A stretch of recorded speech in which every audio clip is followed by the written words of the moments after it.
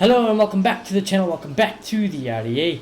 This is your player analysis after the Brighton game, and I've decided to do it on a very vital part of the for football team, and that's in midfield, and that's none other than one of the two idiots in midfield, Scott McTominay and Fred. You could have chosen everyone to do a player rating and a player analysis for today, for the last game of Manchester United.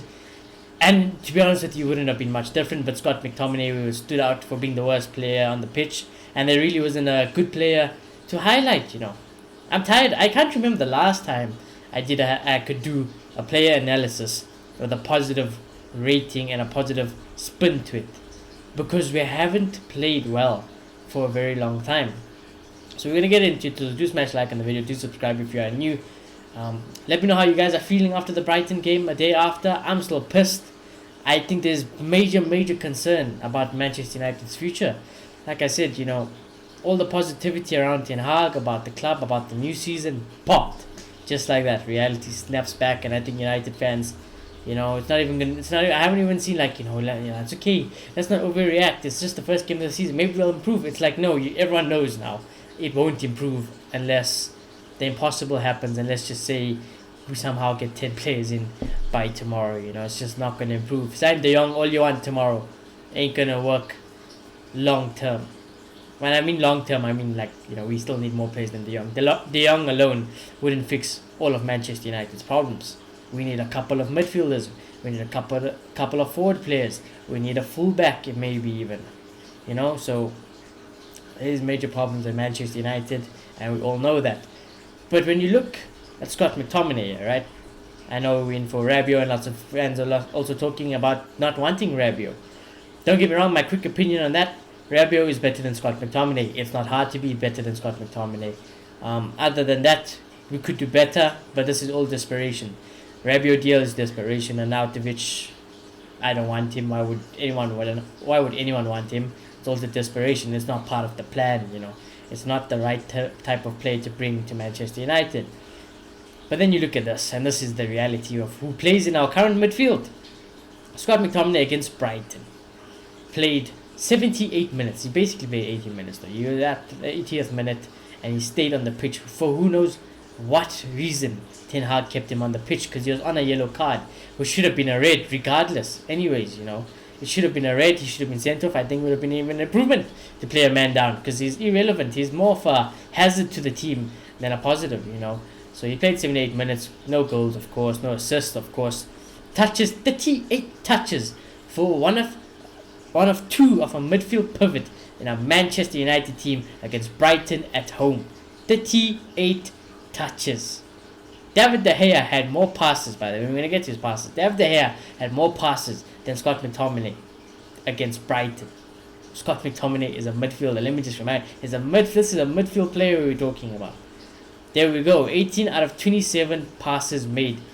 27 passes in the midfield. Horrific. That is horrific. And even then, you think, 27 passes, extremely low. Maybe they were really valuable passes. Maybe they were really accurate. Nope. 67% accuracy. Horrific. Again, horrific. Key passes, 0. Not one key pass. Crosses, 0. Long balls, 2 of which were both accurate. 0 shots. On target, 0 shots. Off target, he blocked 1 shot. He only dribbled once. He only attempted to dribble once from a midfielder. We're supposed to drop back, either get the ball, make a good pass, maybe beat a man and then make a pass. Couldn't even do that. Ground duels 1. 2 out of 5. So majority he lost. Aerial duels 1. 2 out of 2. Fine. Possession lost 12 times. So 12 times. So out of 38 touches that Scott McTominay had, those 12 times he lost possession. It just gets worse and worse. Fouls 2. Was fouled 2. Clearances 0. Block shots 0. Interceptions 2. Tackles 0. Dribble past 0. Then you look at that heat map, and that's why I'm really scared. Because yesterday I think we could have all said, Fred felt like the deeper player. He played more of the deeper CDM out of the two in the pivot.